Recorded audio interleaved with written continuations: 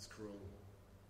You spent 2 years raising a beast from the calf, feeding it, looking after it.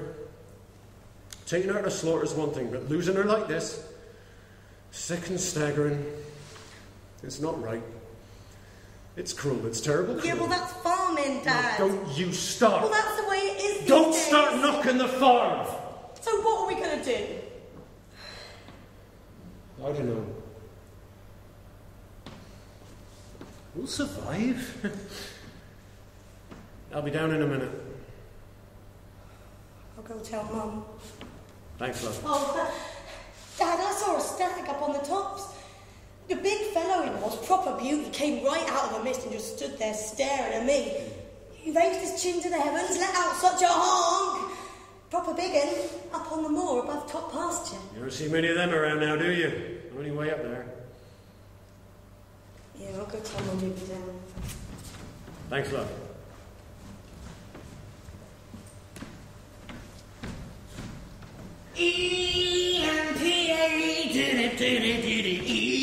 EMPA, if you... What the? This is a professional committee room. We're a professional body. I'm a professional chairman. I've got a professional new haircut. Smithers! Dithers! Come along, next item on the agenda. The whole nation needs to modernise. Farmers have to make a living and everyone's needs have to be catered for. Yes, we need to do something about all the traffic, sir. No, I'm not about doing that. I'm the smell. But you can't put cattle, sheep, crops, toys, and sheep all over the moor and expect the place to stay beautiful for long now. No, the old ways don't pay anymore, sir. How will the farmers expected to make a living?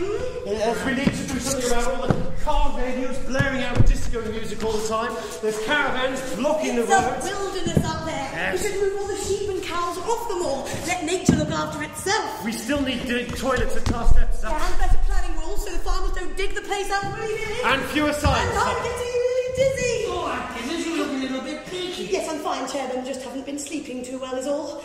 Weird dreams. Now pull yourself together. What are we going to do about this Whirring house? noises. What are you blathering on about, man? Ignore her, sir. Executive burnout happens all the time. Now, I think we should just buy up all the land and have done with it. That way we can really protect it. Now, I've got 50p here somewhere. It's too expensive, and who's paying for this little lot anyway? The taxpayer, that's who. Row after row as far as the eye can see. Yes. Chap at the Exmoor Society says that we could pay the farmers for leaving the moor alone. Call it an amenity rent. What? Pay the farmers for doing nothing? No, for preserving the landscape by not ploughing it up.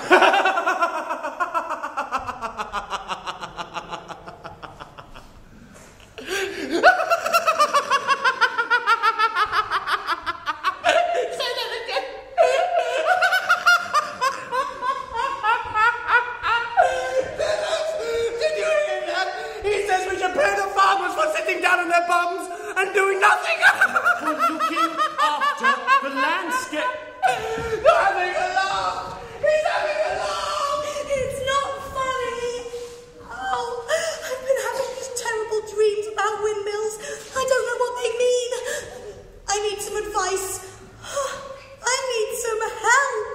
Smithers!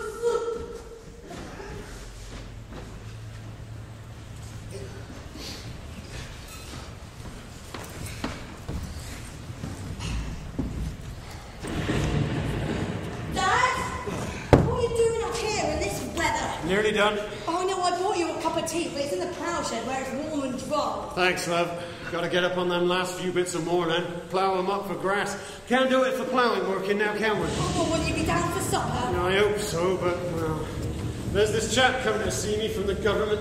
Been to all the farms around there he has. More rules and regulations, I Oh, expect. well, I'll keep it warm for you then. See you later. Thanks, love. That ought to do it. Get her hooked up to the tractor and get right up on the tops. Make the most of them last few bits of scrub up there. Hold it right there. Hey? I said hold it, farmer. Hook up that plow and I'll blow you away. Who are you? I'm the new law around here. Who are you now? They call me Porchester. Lord Porchester. There's trouble in them there hills and I'm here to put things straight. Another man from the ministry. Well, you ain't welcome in these parts, partner. Please, farmer. You've been drinking in the last night's saloon for too long. I'm from the National Park. Can I help Look, this is the West Country, not the Wild West, you. Oh, read the bands, buddy. Anyone who thinks he can plough them all willy-nilly is in for a big shock, as of right now. Willy-nilly? That's what you said. If you farmers don't stop ploughing, Exmoor will get smaller and smaller and smaller until it disappears forever. Nothing but a memory, a name on a map, and I can't let that happen. No, excuse And you officials, what do you think you're doing? Sitting around while the moor is drowning in farmland? Snowy Lodman's been lost forever thanks to you. Well, word is spread to London, and I'm here to bring some civilization to these parts. All I say. Have you ever heard of critical amenity land, farmer? Can't say I have. Oh, it's beautiful. Wild nature, birds and butterflies, the wind on your face, nothing but open country for miles and miles. The kind of place that makes you glad to be alive, you know? Away, away from men in town to the silent wilderness. Yes, sign this. What is it? Management agreement. Now you look. You want to plough the moor, right? Well, yes. But the part says you have to protect it. Well, that's about the size of it. Sign. Now look, I'm not going to... She's going to pay you compensation for the money you lose by not plowing it. I am. Sure are, sure. Well, I don't think I like the sound of that. I'm looking for this. And you, farmer, you've got to start doing positive works. Positive works. Farm for your animals, stop ploughing, protect them all, manage the environment, look after wildlife. Should I go on? Let people walk on your land, repair your old buildings, manage historical sites, etc., etc. No one tells me what to do on my own land. Oh, I sure can. Management agreement. One-off payment for 20 years. Take it or leave it, unless you want to give up the farm right now. It'll never work. Maybe you're right, maybe you ain't, but it's the only solution I can come up with. Freeze on, lady! Hey, me? Yes, you, Grandma. Come on, slowly now. What's in the basket? Works. What? Well, goes. When we was kids, we used to pick them and sell them up on the moor. £5 a week you can make picking berries. A lot of money in them days. Any more, not since all that ploughing. You see what I mean, farmer? An entire way of life's been lost forever. Take a look at this map. There's thousands of acres that need to be protected here. I've been walking around these parts and there's too much destruction going on. Everyone fighting in amongst themselves. And who loses out in the end? We all do. What would little old lady do if she's got no more wheatles, wurtles, and whortleberries? And you officials, what will you be doing? Sitting around, whittling while the whortleberries are withering. Waiting for the withering of the whortleberries, that's it. Going to say, we need to strike a balance. Oh, I've heard that one before. No one tells me what to do on my own land. My family have been farming around here for generations, and ever since the Second World War, it's been nothing but interference. In the 1940s, they said grow more crops. In the 1950s, they said improve more pasture for grazing. Now the government says conservation's the key, and you come down here telling me I've got to give up control of my land? Well, I'm not having it. You're not pushing me around Please anymore. calm down. I'm sure we can come to some agreement. We need to talk to the experts, get some facts, some figures, statistics, put it to a vote. You've heard all the arguments. Let's see what you think on these matters. Whether the farmer should be allowed to plough up the moor so that he can raise his animals, or whether the moor should be protected because it's so beautiful. So the same as before, if you think a yes, we'll just have a hand up in the air. And the question of the day now is, should Exmoor be protected for its natural beauty? Vote now. Okay, we've got some hands at the back and some no hands as well. So farmers got some friends here, but I can't quite do a count. I think just about the beauty wins it. I've had enough of this. Reach, farmer, look at the plan. You can push off, the lot of you. You leave them alone, they're very smart bunch. I've had enough. I love this land too, you know. I'll send you to Kittikill in an oak box, bunny. Sons of soldiers, be still. The hanging woods, touched by autumn, blossom hues of fire and gold. Be still. The hanging woods, the many clouds, the sea, the rock, the sands are breathing. And from their bowers, the woodman's follower flits and glides on dusky wings. This patchwork women, this hair-backed ghost, sits so lightly upon your hand, fans its flight feathers with the lightest touch. Not for sale at market, not for transport to a foreign land, but for you to keep. A memory, something simple than farms or fighting. Well, I haven't seen one of those in, I don't know how long. A woodman's follower. Fertility. Eh? Heath militea atea, to be precise. All right, no need to show off. Forgive me, Farmer, I've treated you harshly. Me too. Look, I just want to look after my family. Keep the farm my pa left me. Pass it on to my girl. Oh, look, I understand, but we need to keep it small, local. Look after the land. And the land will look after you. That's what I've always said, but the government never listens. Well, times are changing. Right. So tell me about these management agreements now. So the park ranger took us all the way up to the top of the moor. You could see for miles. You'd have loved it, Dad. They got all this woodland, rhododendrons, views all the way across to Wales. They've got Roman ruins, hut circles. Jesus stopped there with Joseph of Arimathea. What? On his way to Glastonbury, struck a rock with his stick. A spring of pure water came up. Who told you that? Ranger Dave. Oh, Ranger Dave, is it? Yeah. It's a proper farm, though. I mean, they got 1,000 acres, 1,000 ewes, 50 beef sucklers with calf and a bull to service them all. How does he afford all that, then? A management agreement with the park authority. Well, he's the vice chairman. He's bound to get a slice of the cake, isn't he? Anyone can apply, Dad. Well, anyone. Well, any farmer.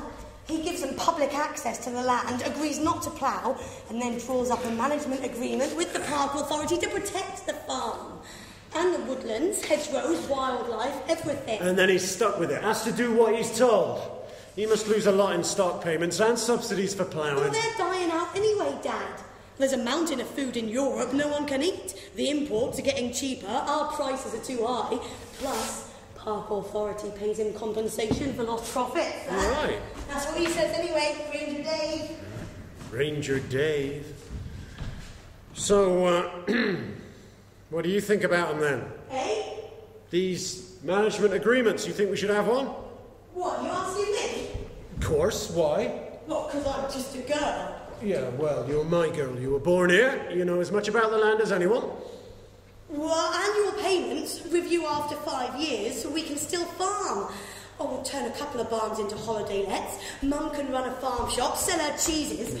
We don't have to stick our animals in them stinking lorries, and we don't have to plough up the moor. The stag, Dad. Think about the stag. So it is small and local. All right. And you'll look after the farm, won't you? Once I've gone?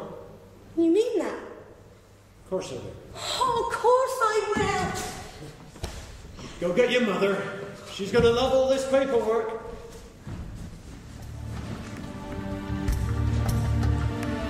Wind in the grass. Falcons hunt. Air cuts like flint. The moorland stag, ranging his domain, royal points to the heavens, knows nothing of the affairs of men. Stag, king of the uplands, trapped on an island in a rising tide. Skittish stag, trapped in his tower. The moor sweats and shrinks a little further. Out at sea, the Gulf Stream wobbles. Storms crash in, breaching Orlog's pebble ridges. Pelting the moor with winter rains. Oil from the ground, burned in engines. Ooze of ancient forests, exhaled into the air, bakes the moorland hard in summer. Things are changing. The earth is warming. All this in your hands.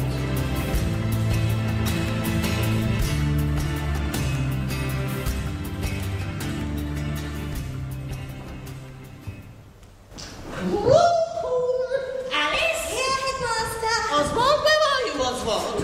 I'm here. I'm always bloody here. Oh, excellent. Exmo Society members, the pledge. Vigilance is our watchword. Now, I'm happy to report that everything seems to be ticking along nicely. We here at the Exmo Society are a force to be reckoned with. We're not some rag-bag bunch of hack spies and retired colonels. No, we're a highly efficient campaigning organisation. The work we've done here has affected not just our national park, but national parks across the entire country. The moor is no longer shrinking. We put pressure on the park and farmers, and we've agreed management agreements for Glenthorne, Holscombe allotment, Old Barrow Down, and Hawbridge Plain. More farmers are signing up all the time. Well, that's that then. We might as well go home. Oh, no, it's very warm in here, though. Do you mind if I open a window, Headmaster? yes, You'd of course. hardly think it was October, would you? No, that's not all. We've been designated an ESA.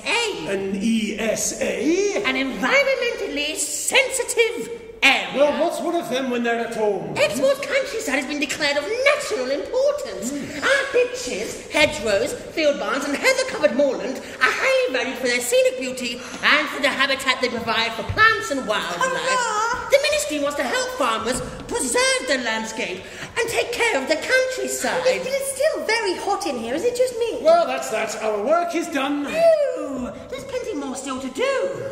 I was lying in my bed last night and... Not his blessed windmill dreams again. Hot milky drink at bedtime, that's what you need. I'm serious. When the oil runs out, we need to find clean energy from somewhere or we're all in trouble. Well, what's that got to do with windmills and Holland and Exmoor and little mice with clogs on? Wind farms. Eh? What? Wind farms? You're having a laugh, Bach. Oh, you mark my words. It's plenty windy enough up there on the moor. They've already got them down in Cornwall. You mark my words. It'll never happen. Not in my backyard. I will fight them every inch of the way. No one is clogging up my backyard with little Dutch mice.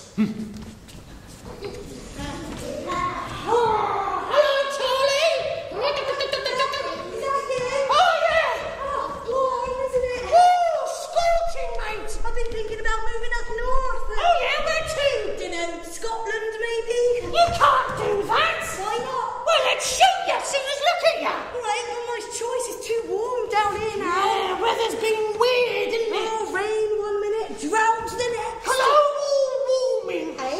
Global warming. I had some kids talking about it in Dunster.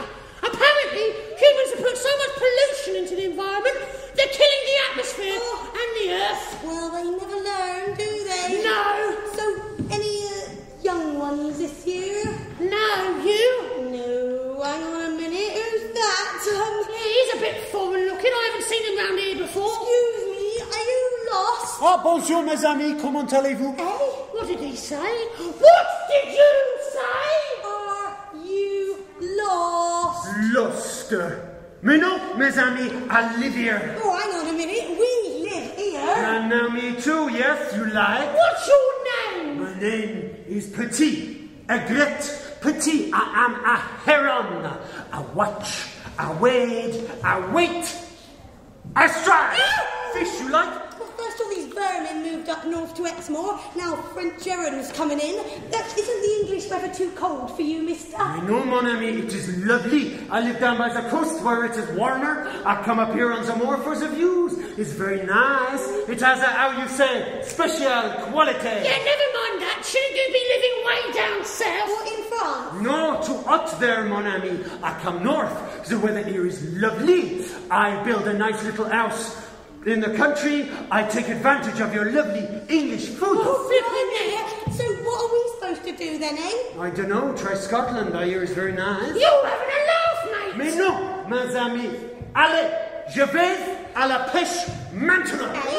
I am doing fishing. Fishing? It's all right for service. Oh, send them to the wedge, I call it. Incomers coming in, rival property, destroying the town and the place. What about us locals? Calm down, it's dangerous out there, remember? Keep your head down. See you, Northumberland, here I come. Leisure wear, 100% polyester. Do not iron on the decoration. 40-degree wash with a little line underneath. What's wrong with our old tweed jackets? That's what I say. Ah, Smithers, here you are. Both fantastic. Got the new regulation uniform. Smart, isn't it, don't you think? What the... Oh, for heaven's sakes, do you know how many emails I've sent about this problem? I completely give up. What's the next item on the agenda? It's the same old problem, sir. Farming and jobs versus landscape and beauty. Oh, and we still need decent toilets and tar steps. We've got a chemical toilet now, but it is a bit whiffy. Is that all? No, there's something else called global warming. Global what? Global warming, sir. Yes, apparently we're We're killing the environment. Could I speak with you, sir? Certainly, Dithers. Always got a minute for you. What is it? Well, I prepared a little proposal in the form of... Look, don't dither, Dithers. Just spit it out. Well, I've been talking to my granddaughter, and she says wind farms stop pollution. They've been studying it in school. Wind farms? Well, they're so much safer than nuclear power stations. They don't let out smelly, poisonous gases. Windmills, sir. Bloomin' eyesores, if you ask me. Ugly, noisy, full of little mice with Well, clogs they're on. not that nice to look at, I admit. Exactly. Next item. No, they're better than this global warming business. No, look, hang on, you two. I was reading about this global warming in the local WAF.